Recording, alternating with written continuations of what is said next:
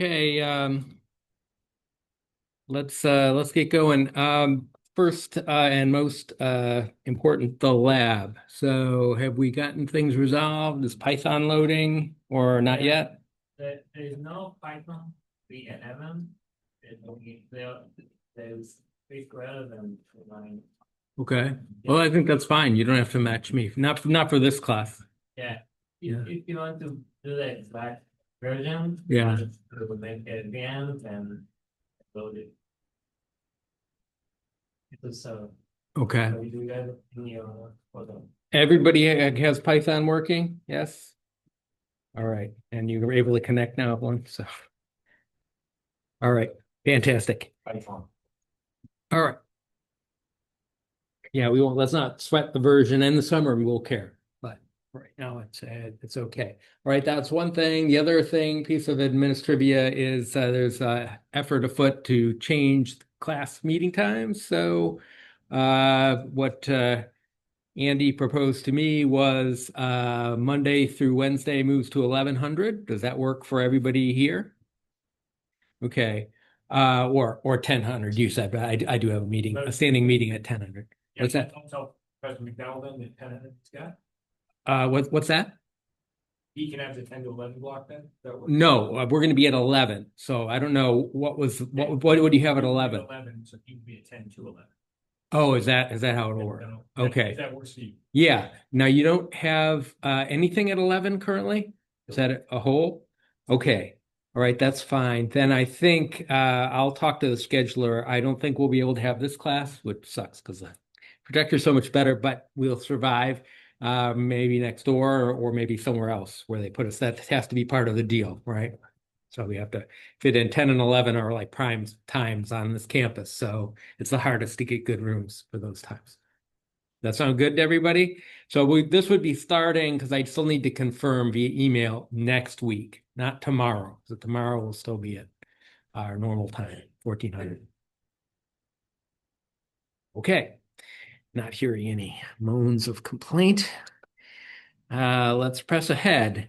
Now what we've got to do is we've got to now's the time. We've got to jump back in where we were and let me see if I can bring up my notes here. I have absolutely no idea what it's doing here. Oh, here we go. Wow.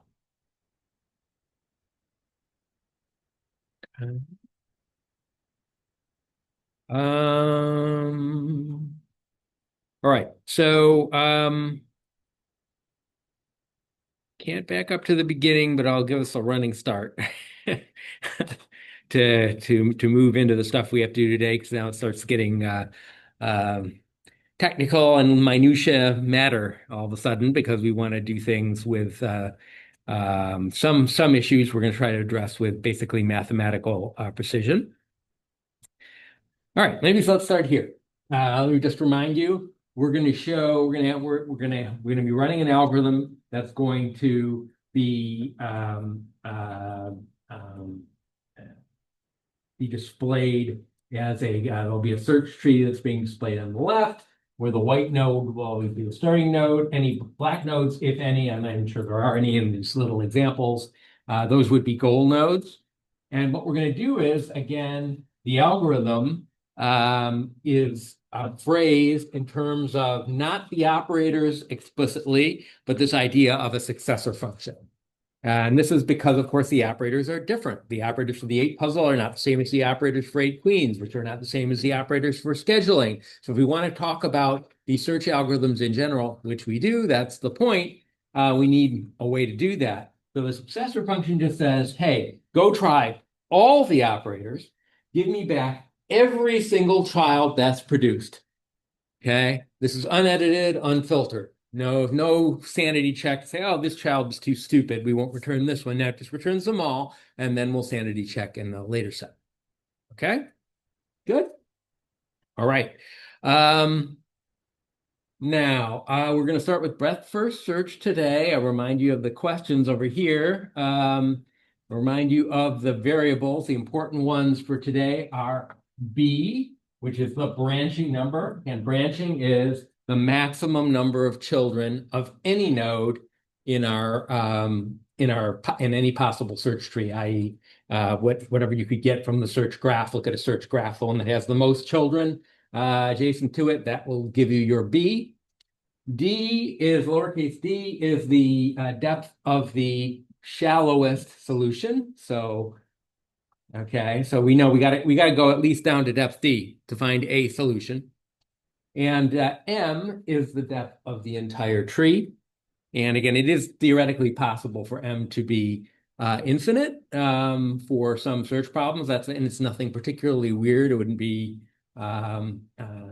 it's not something I want to do today, but it wouldn't take us very long to figure out examples where, yeah, you could build infinite states.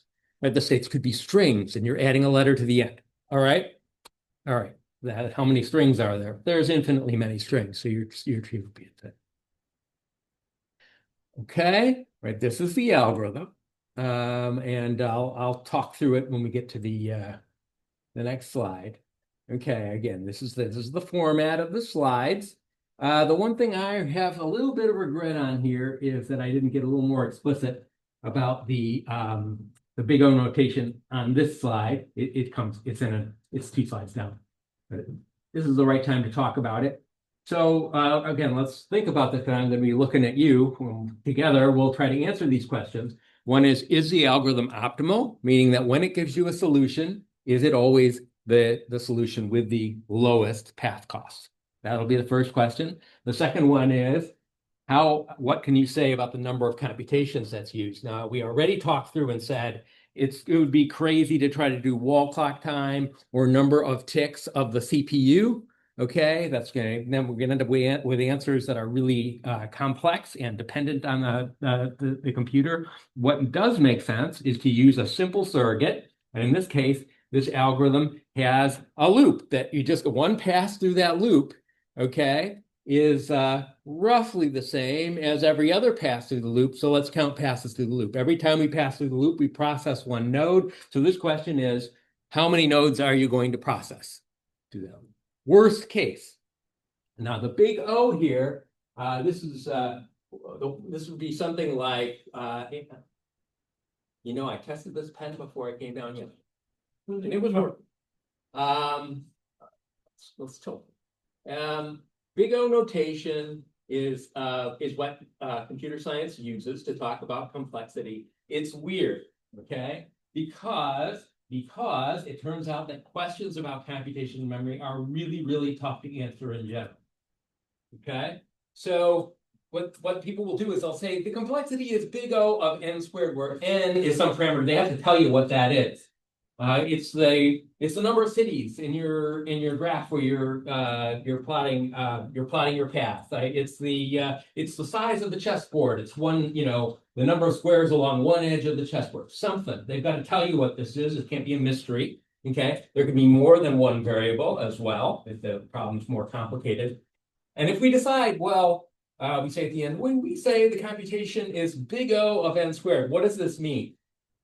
This means so computation is big O n squared if, so this is the definition. Let me just see it. The moment, let's see. No doubt it will betray me in 2 minutes as well. Yeah, so it's big O of n squared, IFF here, if and only if, right? Equivalence, logical equivalence, if there exists some integers, P and Q. These would be positive integers. So let's say they're naturals. Counting numbers. Okay, if there exists a P and Q, or let's just say, I don't know why they have to be integers. I think they do have to be positive. So we'll say positive reals, okay, such that, okay, then the computation, so C, let's say C is the amount of computation, is less than or equal to P n squared plus Q. All right. So that's probably not as nice and concrete and easy to explain and easy to think about as you might hope for, but that's the reality of it. Okay, so this is really weak.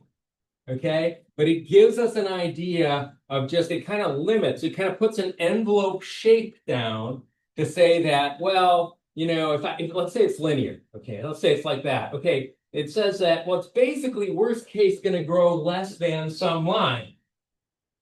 Okay, what line? Oh, some line.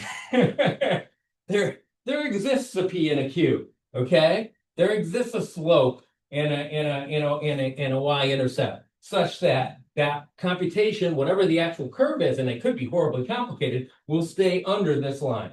But it doesn't tell you a lot.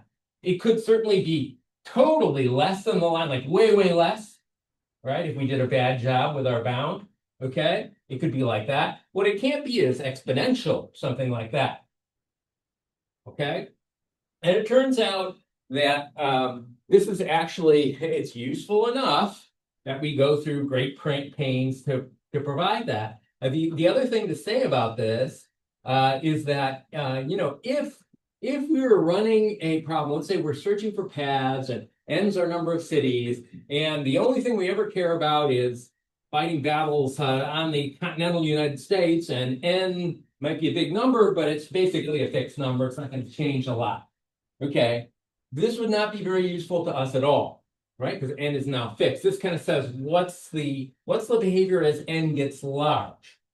Okay, and the reason why we do it this way in computer science is because for important algorithms, and that it certainly includes search algorithms, which have many applications, you're always dealing with bigger and bigger problems over time, right? I mean, computers are getting bigger and bigger, and that tells you something, right? And we keep using them. And if we have more cycles tomorrow and more memory tomorrow, we will find good ways to use that as well. So we've just learned over time, don't even bother talking about some fixed size problem. What's interesting is how does this behave as the problems get large?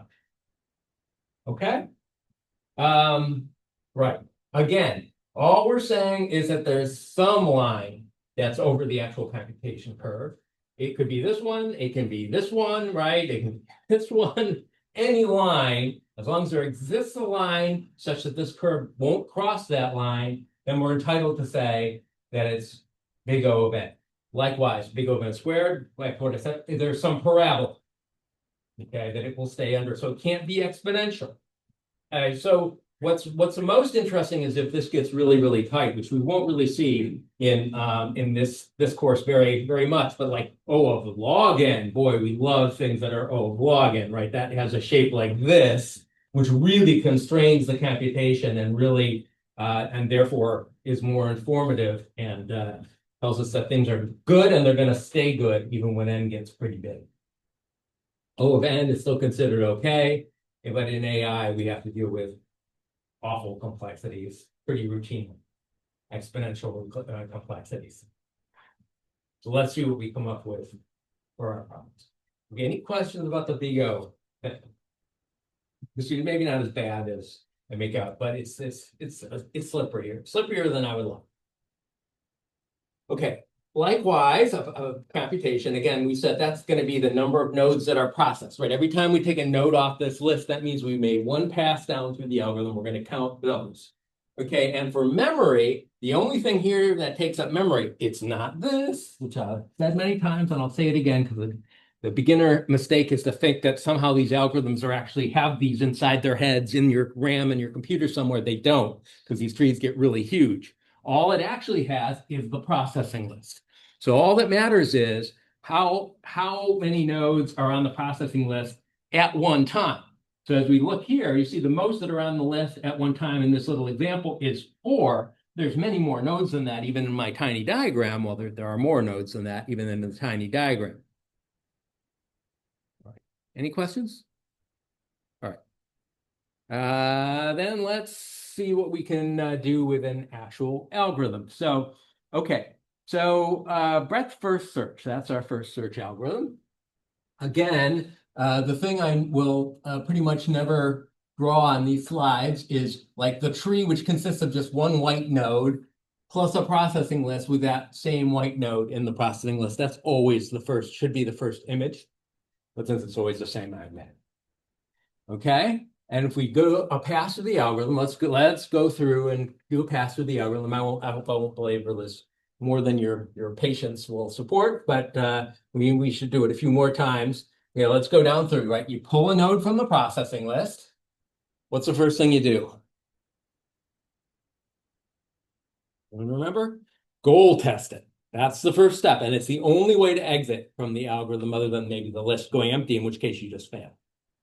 Okay, you goal test it. Okay, if it's a goal, you stop. There's a goal node. That means it's a black node. It's not a black node, so we continue. What do we do next? We apply the successor function, right? And that's what we see here. So the children of this node, in this case, there's only two. There could be any number. There can be 0. There could be 1,000,000 in principle, get added there. Okay, and then they also get added to the processing list. Okay, now the rule here for vector search is to say added at the end. I don't particularly like that. Well, like which end? It added in the back, right? We're drawing from the bottom. You see the new children going in, go to the back. They have to wait their turn. That's kind of the fair rule. These nodes have been waiting for a while. They should be processed first. Okay. All right. Okay. Now, the claim here about the policy, so this is kind of supposed to give you an insight into kind of the pattern of how the algorithm works in plain English. That's my goal with the policy. It says here, search all nodes at current depth before going deeper. Okay, now this node is at what depth? 0. Yes. Yeah, thank you for counting like computer scientists with me. Yes, 0. Okay. These are at 1. Okay, let's see what they're saying. Search all nodes at current depth. Oh, yeah. Well, you search the 0 node, there's only 1. Then we search both of the depth 1 nodes. And if you just kind of look at that pattern and you look at what's on the processing list, you say, oh, yeah, the next thing is going to be we're going to march along here, right? Because any children from the successor function are going to the back. They won't interfere with this order. Okay, so fair statement? Okay, good. All right. Now, assume this is a part of a, this tree could be big, right? It's part of, we're generating this from some search graph for some problem. And there are some goal nodes in there. Okay. What do you think? When we hit a goal node, do we have any guarantee that that is the cheapest goal node? You're doing this by the search. You should know that it's at least the cheapest. You should know that it's at least tied for cheapest. There's no. Okay, I think you're making an assumption, but it's not warranted. So that, which, as you can see, I've put almost no constraints on my ability to build these trees. Okay, so you're assuming that if I have a solution here and one here, I think you would say this one's the cheaper one. Yeah. Okay. All right. Is that always going to be true? Your tone says no. Yeah, okay. Fair enough. Yes. Okay. Okay. But why? Because I have put no constraints on myself in terms of how I apply those cost numbers.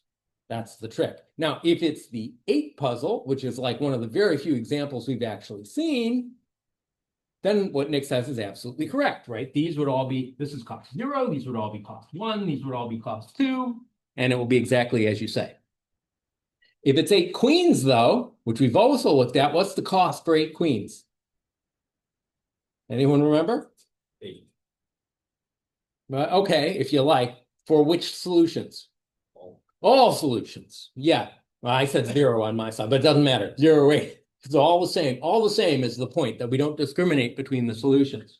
Yeah, go ahead. I just want to make sure I'm understanding. Yes. I'm probably mixing my terms here, but if any solution at a greater depth has inherently gone through all the options at the depth above it, Yes. how I would agree with what, obviously not, but I would agree with what Nick is saying, that, because inherently, if I'm at depth 3, I've explored all the options on 2, 1, 0. So Okay. how would that not be correct? That it would be either equal to or greater than? Does that make Okay. sense? Are you thinking of computational cost?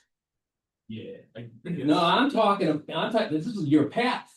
This is hours it's going to take you to traverse to the target. It has nothing to do with the cost, right? Or it could be money. It could be money. This is plans to build a house, right? Right, that makes. This Okay. yeah. Example, if you have one speed that is 100 miles. Yep. Or you have. I can take I-95 up the full East Coast, but that's only one road. There you go. There you go. That kind of stuff happens all the time in search problems. Yep. Yep. You could even go negative, right? It's a plan to build a house, but part of the plan way down there, I tear down something and recycle it, and I get a check. So I actually reduced my cost. That's it's a little bit rare, but not crazy. Okay. All right. Are we good? All right. So optimal solution first should be no. Okay. So computations. How are we going to do this? Right. So we've got to think. So again, big O is worst case. Right? This means the computation has to always be below that bound. So the way you got to be thinking here is now kind of devil's advocate mode, right? So like, what is the worst case? Okay, if I tell you that that this problem has a little d, the shallowest solution is at 100. Okay, then well, let's see. Yeah, I'm not sure where I'm going with that. Let's leave that on the side. Okay, let's just look at this. Let's look at the pattern of how this thing is searching, right? What's the worst case for this tiny tree here? If we were going to make one of these nodes a goal node, none of those is black, but if we were going to turn one black, which would be the one which would force the thing to do the most work? 7, purple. The purple. This down here, right? It's pretty obvious, right? It goes bing, ring, ring. Okay. So if I know that little d is 100, now I can go back where I was. Okay, where should I locate that node? Clearly, I have to locate that black node at depth 100, way down here. Where do I put it? On that layer. All the way to the right. Okay, is everyone following? That's the worst case. Okay, and then how many of the nodes in that tree down to that level am I going to process? All of them. Okay, and how many is that? Worst case. All right, so there's always one node at depth 0, right? So it's 1 plus. Okay, what's the worst number of children it can have for this kind of problem? Do we have a way to talk about that? Remember B? Yeah, right. B is the worst case number of children, the largest number of children. So the worst case would be that every node has B children. Yeah? Not just that one node has B children, all the rest have 2. That would be a very generous, easy case. Yeah? Are you following me? All right. So how many nodes are at depth 1? One node, it's got B children. How many nodes are at depth 1? 1 plus B. Okay, 1 plus B. All right. I've got to go all the way down to depth D though, right? Okay, so how many nodes are at depth 2? Square. B squared. Each one of these B nodes is going to have B children, so it's going to be B squared. How about depth 3? B cubed. Okay, and then, well, we can't do it the whole way because I don't know what D is. It could be 10 million. I can do that. All right, so that, then we'll call it C for computation. All right, C. Okay. I call it S on the next slide, so I'll call it S. S for sum. It's the computation. S. All right, what's the sum of 1 plus B squared plus B cubed plus blah, blah, blah, blah, blah, plus B to the D? Can we sum that? What do you think?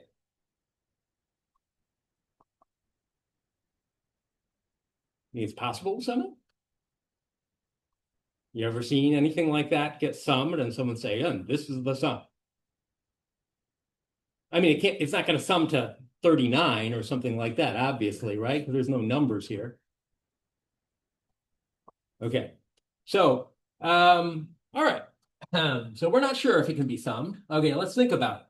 Okay, what if So it can be summed though, and it's summed by tricks, which are not foreign to you. You've seen them all just like years and years ago in math classes. Okay, so it turns out that it's smart to consider what happens if you multiply both sides by little b. Okay, little b times s here. Okay, and then I have, let's see, b times 1, so this becomes b, right? Plus b squared plus b cubed plus b to the 4th plus blah, blah, blah. What's the last one? D plus 1. Okay, what should I do next?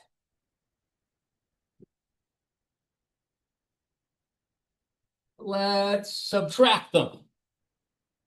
Okay, so I have b times s minus s over here. Okay, and then I have on this side a lot of things that are going to drop out, right? These are going to cancel. These are going to cancel. These are going to cancel. This is going to cancel with something over here.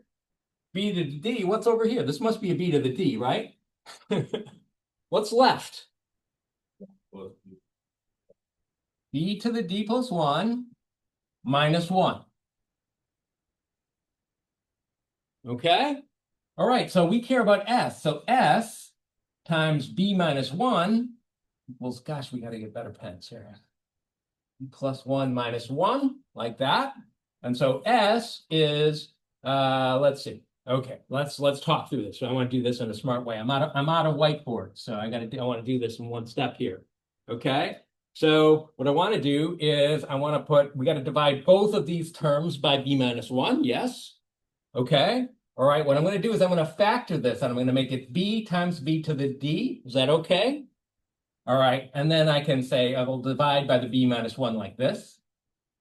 Okay. Minus 1 divided by b minus 1. Fair enough? Okay, we summed it.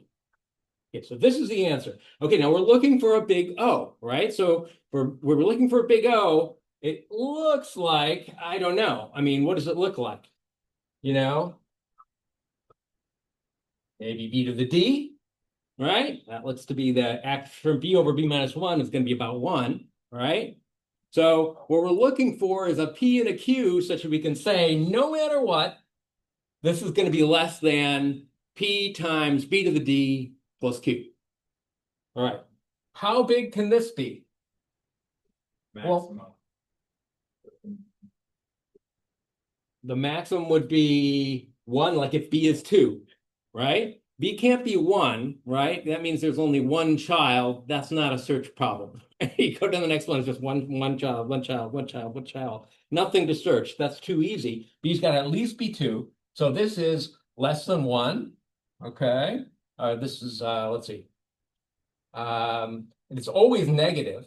So for a Q that's larger than it, I can just take 0, right? Can't I? And then I don't have to worry about the Q term. Okay, so I can take Q 0. All right, let's go.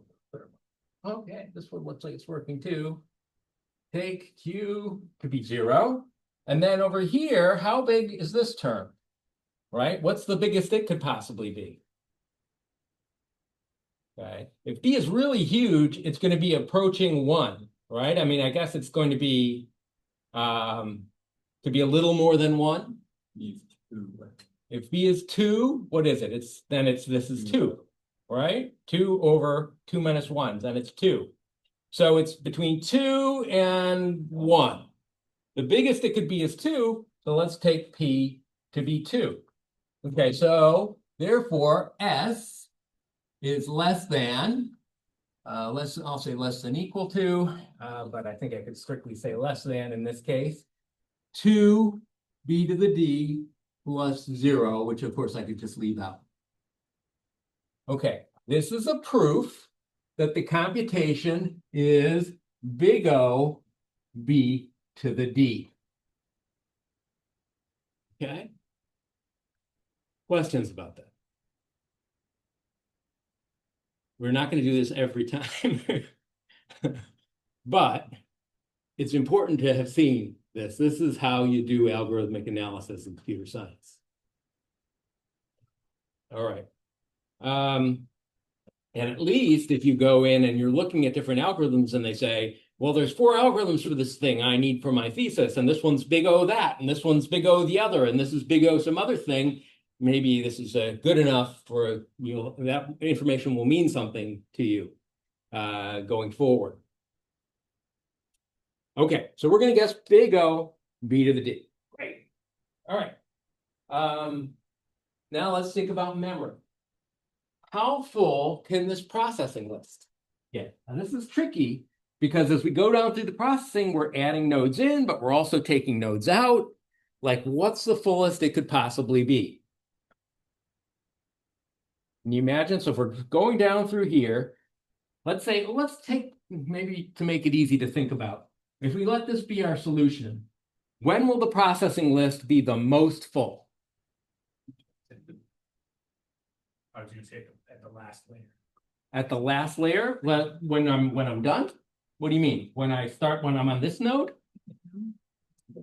Yeah, I would, yeah. When I'm on this node's gonna come out. Well, let's see. Yeah, all right, fair enough. I guess I'm down with that, right? So if this is, again, I'll just talk in terms of D's here, right? This would have B to the D nodes in it, right? Okay, so if we stop the computation right before we get to the solution, okay, then we will have all of the children down here will be on the processing list. Does that make sense? Can you imagine that, right? Just the same way as we went along this row, all of the children ended up at one time on the processing list. Same deal down here. Now, it won't quite be all of them because that last node's going to need to be the solution, okay? But it's basically going to be the full B to the D plus 1 nodes that would be on the processing list. So our guess for memory should be big O, B to the D plus 1. Okay. Now, one place I'm sloppy in the notes is I just don't want to distinguish between B to the D and B to the D plus 1. They're just about the same, right? So I just say B to the D for that as well. But clearly it's B to the D plus 1. Okay. Sometimes that matters. Those little details matter in computer science, but this isn't one of those times. All right. So we are going to be interested in looking at differences in the complexities for different algorithms, but it's going to be more dramatic than just a D or D plus 1. All right. Questions? All right. Now you can see optimal solution first. Yeah, no, unless what Nick was saying, that the depth basically corresponds to cost, and the depth is and the cost is only going up, and on each layer the nodes have the same cost. Cost is a non-decreasing function. At least the nodes on the next layer cost at least as much as the previous ones. Probably it's going to be more. Right? Right, so we went through all this, so I won't need to do it again. That's the big O notation, explains non-decreasing. This is the computation that we did. Okay. All right. Okay, so one down, several more to go. So these algorithms all do the same thing. They're all search algorithms that look for a solution. So one of the first questions we should ask is, do we need to do this? Okay, why do we need other methods other than just breadth first search? That is a standard method, by the way. It is used for many things in computer science still today. Why do we need any other method? Okay, well, so I did a little math in here. It's probably a little outdated, but you know, it's just fake numbers anyway. So I'm saying, well, just assume the branching factor is B equals 10. just to give it a number, assume you could process 1,000 nodes a second. We probably do more than that today, but assume we could process 1,000 nodes a second. That means 1,000 passes through the algorithm in 1 second. Assume that it's going to cost 100 bytes per node on the processing list for every node we put there. That's probably still good. Okay. Then if our depth is 0, it will tell us we're just going to need to process 1 node, which will take this amount of time and cost this much memory. And if we assume B to the D scaling going down for both time and memory, we get the list, a list that looks like this. Okay, now I'm only doing the even depths, and I'm just leaving it off, obviously. All right, and you see we start reasonable, but No. No. And you know, actually, it's funny. Like I did this probably shortly after 2000. Like at that time, I could maybe have gone down to here on my laptop. I think I might have had 128 megabytes, and it was a good laptop. Okay, and now no problem. No problem if you got a good one. Still really not a problem if you want to go and pay a little extra to do you're going to do data science on your machine. I don't know about a laptop. Maybe this would be a desktop, but still achievable. But look at this. Does anyone have this? I don't think so. If they do, I'll just put another line. The year someone tells me, oh yeah, no, man, we had a machine like that, and be like, all right, fine, I'll just put another layer in. Okay? Because you see it just grows ridiculously fast. Speed of the D is not cool. Now, again, another way to attack this is say, yeah, but my problems aren't that hard. You know, maybe they're up here. Okay, like if we're doing pathfinding, is this a long path? Depth 14, that means 14 steps to get to the solution. Is that a long path, would you guess, in modern modeling and simulation? Yeah. No, because what we do is we take the whatever plot of land we're dealing with, we lay a really fine grid over the top of it, and every little edge that you go down becomes one step in the processing. This is a ridiculously small search. Totally not good enough. I mean, if this is all we could do, this is useless. And then we might as well stop for a different reason, just because throw up our hands and say, this isn't going to help us. Okay, but there are better algorithms, and that's why we have to keep going. Okay, good. All right. There will be better algorithms. I'm not making any promises about any specific algorithm. That'll be very, very clear. And now we still have 10 minutes. Maybe we can do another algorithm. Let's see. Is there questions on the previous one? Okay, are we good? All right. This one is called uniform cost search. Now you will notice that there are numbers on the node. So this is the first algorithm that actually does something with cost. Okay? And what these numbers are for uniform cost search is their amount of cost that's been incurred up to this particular point. Right? If it's a plan to build a house and we've done everything but the roof, then the cost of the roof is not in the number. That will be in the child's number or the grandchild node's number or somewhere down below. Okay, these are the costs that are actually incurred. Okay, now these numbers are pretty much just applied arbitrarily because I know that for any problem, for any cost you would define, there will be some numbers, but I don't know anything about the structure of the numbers, right? Because we're trying to do this in general. Okay, so just put some numbers on there. Oh look, a solution node. Okay. All right, great. Okay, so let's see what the policy is for uniform cost search. Uniform cost search keeps this list sorted at all times. So when a child gets added, like here the 4 and the 8 get added, the 5 is already there. The 4 gets bumped to the front because it's lower. The 8 goes to the back. Is that clear? Okay. All right. And so the policy that corresponds to the kind of the pattern of the search in plain English is search the cheapest fringe node. So like the ones that are X'd out are not the fringe nodes, right? Everything else is a fringe node. Okay, let's see if I'm right. Well, if you look here, right, the cheapest fringe node is going to be the one at the bottom of the list. So it will get searched next, right? At this point, the cheapest fringe node is the 4. Oh yeah, the 4 is going to come out next. Okay, fair enough? If the 4 produces 2 nodes that are like a 6 and a 9, Yep. it's gonna back up and do the 5. It will then do the 5 next. Yeah, absolutely. Absolutely. All right. Okay, so this algorithm, like that 8 would be the actual cost of this solution. Okay. When I get to a solution, let's say it's the 8 or let's say it's some other node, is it going to be the cheapest possible solution in this case for this algorithm? Let's see. Yeah. You don't know. Okay. Okay. You go through like 10 different 4s and 3s and then find a solution.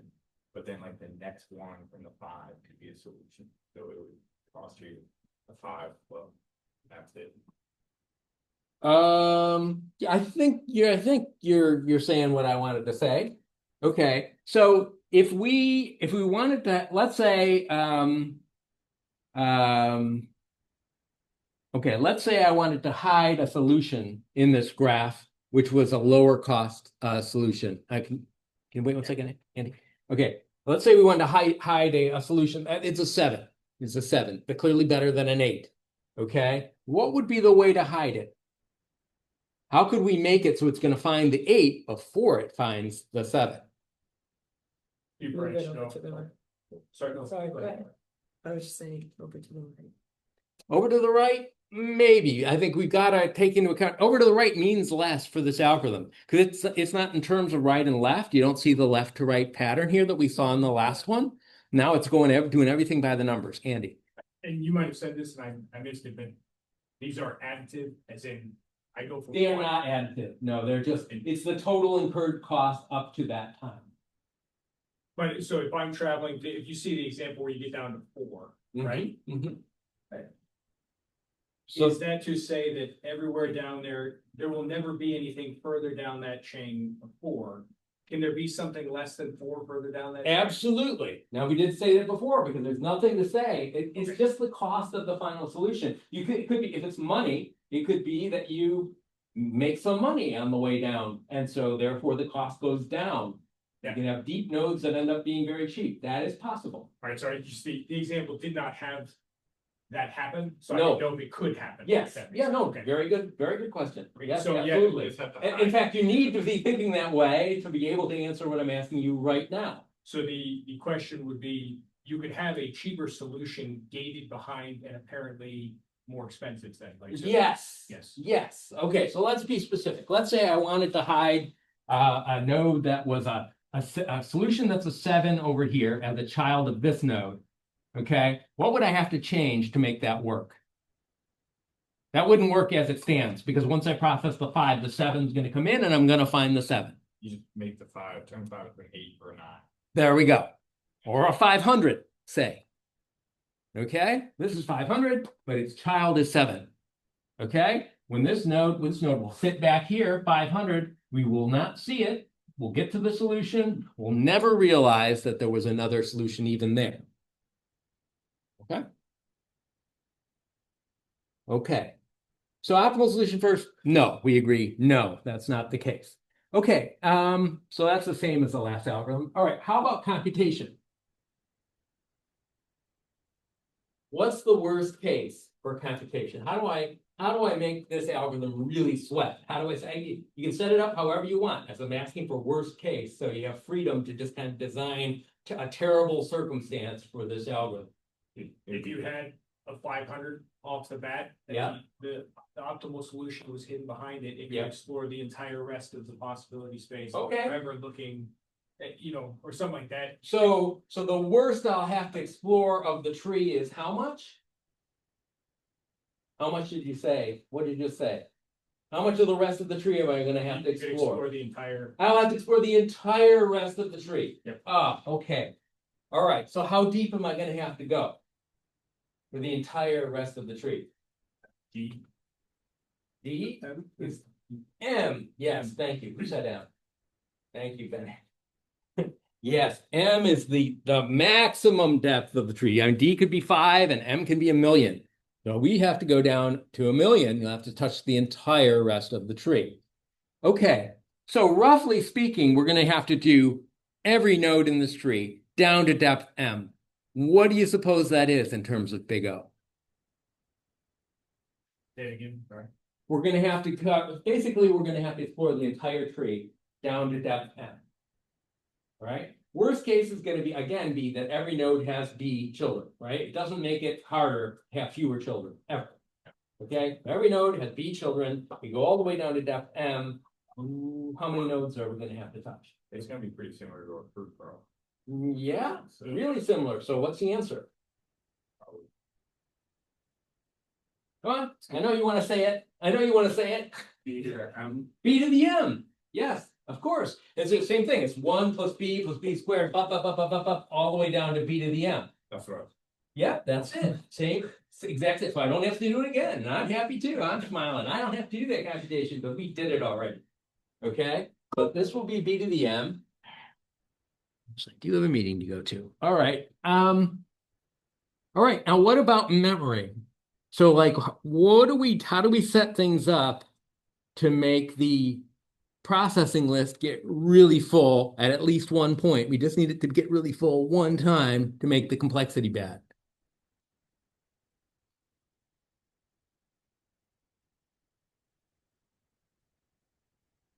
Well, if you pass through each node, it's gonna put multiple children in the process and it's only gonna go through one. So when it gets all the way to N, Yeah. each node will produce as many children as possible. Well, that's true, but it's just B. Right? I need to see how I can add up B and B and B and B to make a bad situation. That's what I'm looking for here.